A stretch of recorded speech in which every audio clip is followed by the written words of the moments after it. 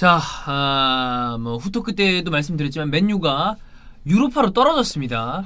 지난 시즌 유로파를 뛰고 리그 어렵게 4위 안에 들어서 그렇죠. 이제 유로파 리그, 챔피언스 리그로 딱 진출해서 이제 올라왔다. 보람을 느껴야 하는데 너무 순식간에 좀 네. 끝난 느낌이 들어요. 물론 어려운 조였어요. 네. 쉽지 않은 조였습니다. 그럼에도 불구하고 본인들이 초반에 페이스가 좋았단 말이에요. 그쵸. 아니 초반에 진짜 감탄사가 나올 만큼의 우와. 대중을 거뒀고 그 라젠바를 잡고 파리 잡고 그러니까. 근데 이렇게 되면 결과적으로 둘러봤을 때 바샥시르한테 그 한 번에 패배를 당한 것이 네. 너무 아쉽죠. 그쵸. 근데 이제 어쨌든 결과를 돌이킬 수는 없는 상황이고 예. 유로파 리그로 떨어진 이상 앞으로 이번 시즌을 맨유가 어떻게 마무리를 지어야 하나, 후반기를 어떻게 치러야 하나에 대해서는 고민을 해야 되는 시기가 되긴 했을 거예요. 그렇습니다. 네.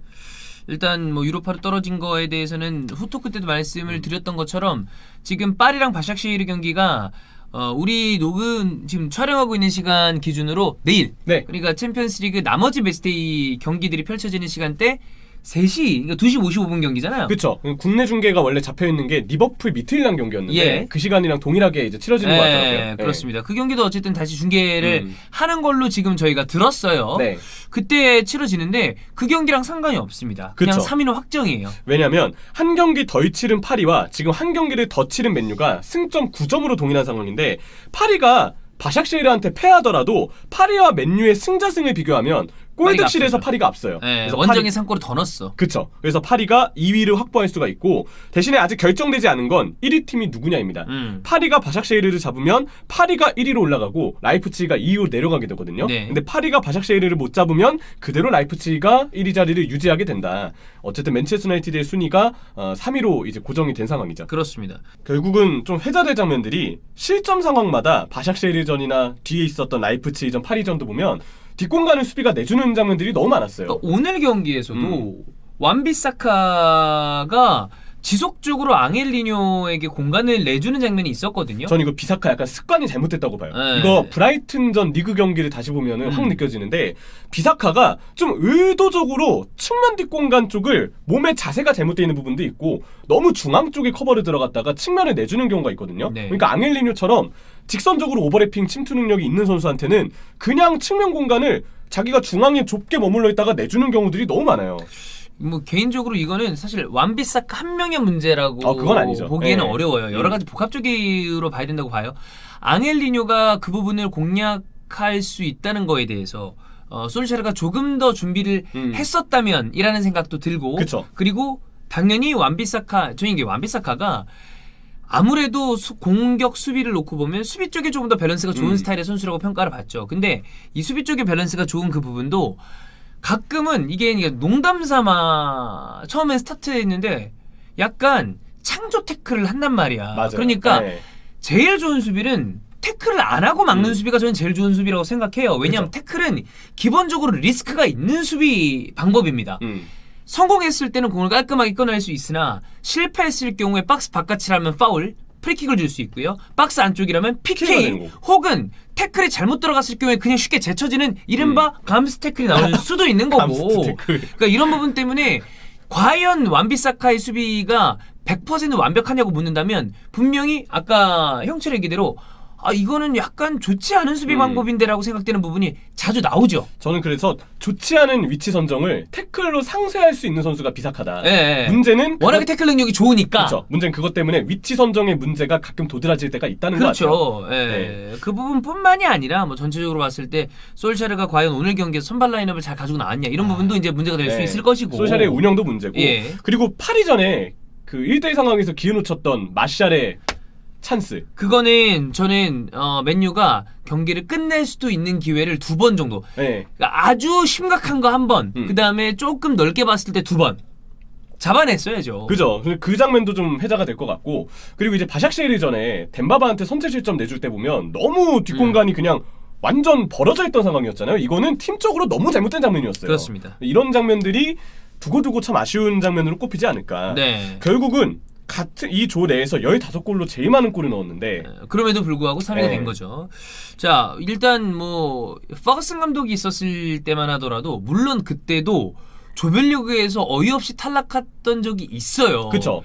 그때 그래서 퍼거슨의 굉장히 상기된 얼굴이랑 막 이랬던 그 장면들이 제 머리에 떠오르는 그 시즌이 있어요. 0506 시즌 예. 그리고 2011-12 시즌. 맞아요. 네, 이 두 번이죠. 그리고 그 이후에도 이제 반할이 있을 때. 반할 있을 때만 유로파를 가면서 유로파 리그에 가끔 이제 뭐 그 예전에는 이제 UEFA 컵이었겠죠. 네. 뭐 가끔 맨유가 나가긴 했습니다만 기본적으로 맨유는 챔피언스 리그가 어울리는 팀인데 요즘 이제 아쉽게 됐습니다. 그렇죠. 네. 일단 유로파리그는 0910 시즌부터 새롭게 출범을 한 거잖아요. 개편이 됐죠. 개편이 된 거죠. 네. 근데 유에파컵은 그보다 훨씬 오래전에부터의 역사를 가지고 있는데 유에파컵 시절에 맨유는 통산 6번 토너먼트나 본선에 갔어요. 근데 유로파리그 개편 후에 벌써 4번, 이번에만 이제 5번째입니다. 그만큼 유로파리그로 개편한 이후로 10년 동안 상당히 이 대회에 참여하게 되는 빈도가 많아지게 된 맨유고요.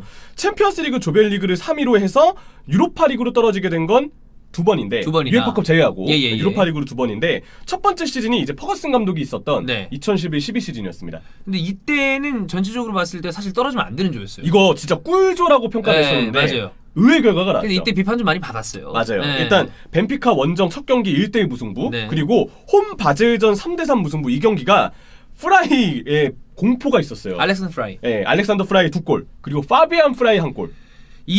그래서 바젤이 그때 막 농담삼아 맨유 킬러다. 바젤 원정 갔을 때 맨유가 좀 아슬아슬했던 경기를 했던 기억이 좀 있거든요. 거기가 이상한 인조잔디 쓴다고 내가 예전에 그 얘기 들었던 것 같아요. 근데 지금도 그런지는 정확하게는 모르겠습니다만 그쵸. 옛날에 그래서 바젤 원정 가서 어려워하는 PL 팀들 그러면서 그런 막 이런 기사도 나오고 그랬었던 게 기억이 나요. 바젤이 얼마나 만만치 않은 팀이냐면 리버풀도 바젤이랑 같은 조대에서 그때 조별리그 떨어졌어요. 그래, 1-4-1로 시즌 좀 고생스러워. 네. 그래도 어쨌든 바젤 출신 미드필더 쩌리들이 2명이나 와 있어요. 자카랑 이집트 쩌리. NN이도 바젤이구나. NN이 바젤이야. 뭐 어쨌거나 그렇습니다. 출신들은 조금 뭐 불투명한 걸로. 아무튼 마지막 경기 바젤 원정 경기에서 비기기만 했어도 됐던 맨유였는데 그때 패배를 했습니다. 그래서 결국은 3위로 유로파리그를 그때 떨어졌었고 5년 전 바날 감독이 있을 때 볼북한테 떨어졌어. 그쵸. 그때 홈에서는 2승 1무인데 원정에서 1무 2패예요. 그리고 5차전 에인토번전부터 이기면 16강 확정이었는데 그때 에인토번에게 0대0 무승부. 홈이었는데 아쉬웠고 그리고 최종전이었던 볼프스부르크 원정을 2대3으로 패했죠. 그러면서 유로파로 떨어졌단 말이에요. 근데 이제 아무래도 맨체스터 유나이티드 정도 되는 그떤 이 규모의 클럽이 3위로 유로파리그로 떨어지는 거는 이건 너무 아쉬운 일이죠. 왜냐하면 물론 사실 이전 조들에 비하면 이번 조는 어려워.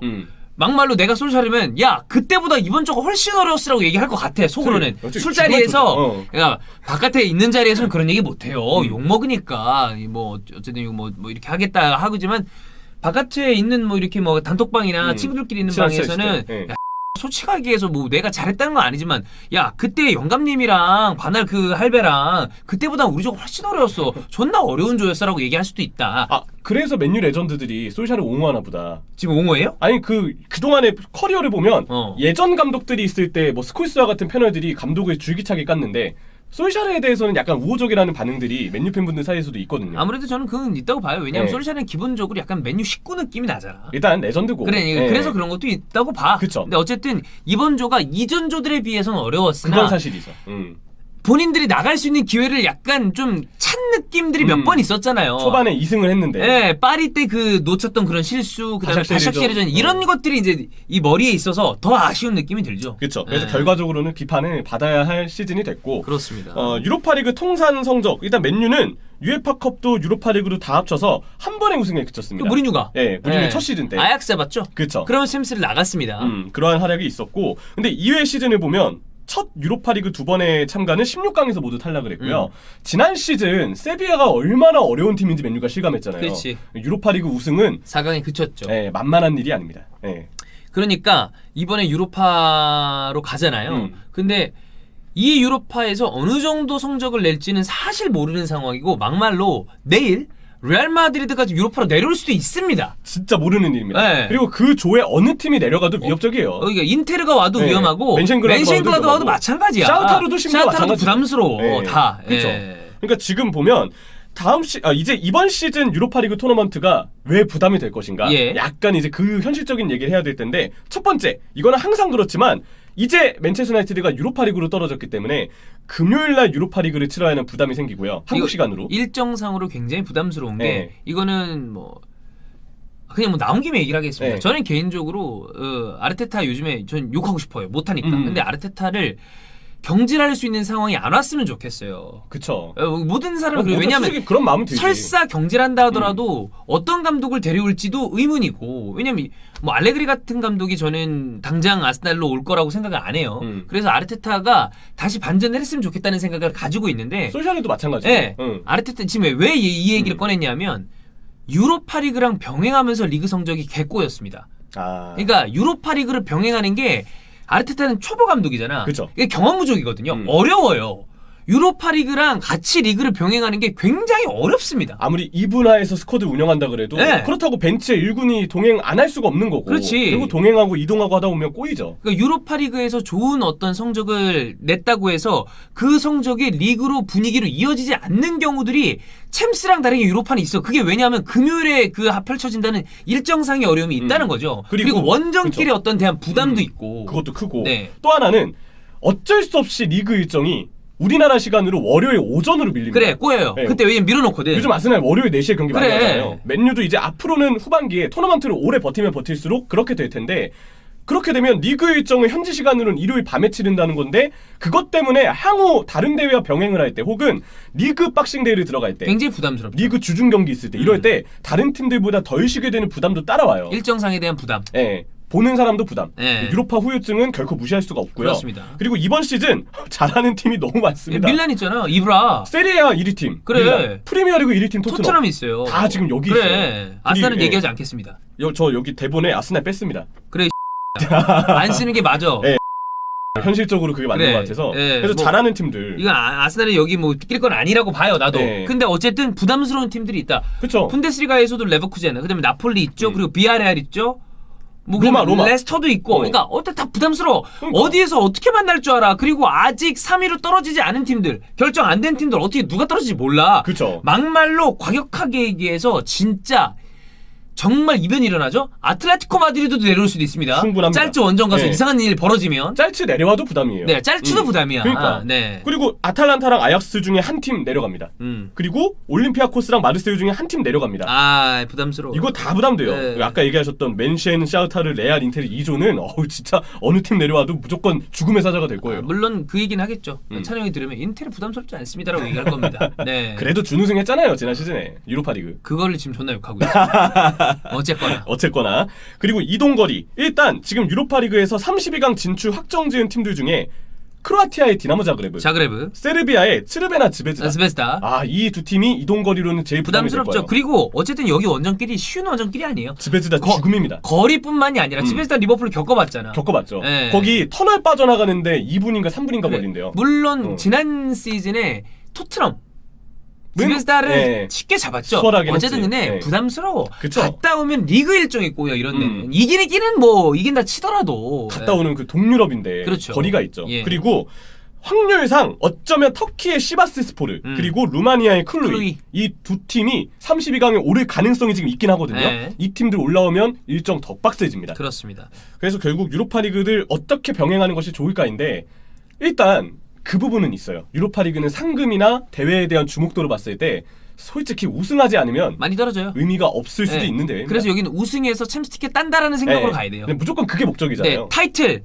혹은 리그에서 미끄러졌을 시 챔피언스리그 확보, 티켓 확보. 그렇죠. 네. 네, 딱 이 부분인데 결국 이 부분을 고려해서 전략을 잘 짜야 됩니다. 리그 상황을 고려해야 될 거예요. 리그에서 4위권 경쟁이 굉장히 수월하다고 여겨지면 유로파의 가치는 하락할 거고요. 근데 반대의 경우라면 유로파에 대한 중요도가 정말 엄청 떡상할 올라가죠. 것이다. 엄청 올라가죠. 그래서 대진을 보면서 적당하게 로테이션을 돌리면서 가야 됩니다. 네. 근데 이제 만약에 딱 갔는데 한 8강 정도 언저리 16강, 8강 갔다. 그때부터는 전력 두고 가야죠. 그렇죠. 네. 제가 보기에도 딱 최적의 시점은 8강이에요. 네. 일단 32강, 16강은 웬만큼 어려운 팀을 만나는 게 아닌 이상 웬만하면은 어느 정도 비주전을 내세워도 만날 만한 팀들, 이길 수 있을 만한 팀들을 만나거나 아니면 강한 팀들 만나도 32강, 16강에서는 저격투가 안 할 거예요. 네. 네, 그럴 가능성이 매우 높기 때문에 이 대진이 아주 꼬이지 않는 이상은, 그러니까 완전 죽음의 대진이 되지 않는 이상은 여러분 그 생각하시면 됩니다. 유로파리그의 프레스킷, 그 언론에 제공하고 자료가 네. 적혀 있는 프레스킷, 그 여러분들 다 보실 수 있거든요. 그쵸? 네. 프레스킷이 유로파 리그는 8강부터 조금 신경을 써요. 그러니까 여기도 지네들 대회인데 네. 그때부터 좀 중요한 경기들이 나온다고 판단하는 그 전까지는 아우 프레스킷 못 봐. 아무것도 없어. 그 챔스 프레스킷이 팀 프리뷰가 한 3-4장 정도 문서로 빼곡하게 빼곡하게 들어가 있단 말이야. 근데 유로파 리그는 표 한 2개 정도 걸고 그래. 있고 끝날 때가 내가 있어. 덜렁 줘. 네. 근데 8강부터는 조금 이제 자세히 지거든요. 그쵸. 그러니까 그거에 맞춰서 솔샤르도 좀 비중을 주는 것이 좋지 않나. 그래서 아마 딘 앤더슨 그리고 파쿤도 펠리스트리 유망주. 네, 겨울에 이제 합류하게 될 아마드 선수죠. 디알로. 아마드 디알로. 네. 네, 이 선수까지 해서 아마 유로파 리그에서 보게 될 기회가 좀 생기지 않을까. 그렇습니다. 네, 이상 유로파 경험자 박종윤 선생님의 길라잡이였습니다. 네, 네. 제가 이제 좀 최근에 좀 해봤어요. 네. 근데 이제 뭐 근데 저희가 옛날에 그런 것도 하고 그랬었거든요. 아스날 유로파 지침서. 아, 그쵸, 그래서 그쵸. 네. 해외에서 나왔던 그런 얘기들 하고 그랬었는데 너무 많이 가고 있잖아요 유로파 리그를. 그러니까 아스날 뭐 그렇고 근데 맨유는 이제 올라갔었는데 좀 아쉽죠. 그쵸. 너무 일찍 챔스에서 뭐 밀려나서. 기왕 이렇게 된 거 뭐 챔피언스리그 티켓은 리그에서 딴다 치고 음. 타이틀 딴다 생각으로 가야 됩니다. 그쵸. 네. 네.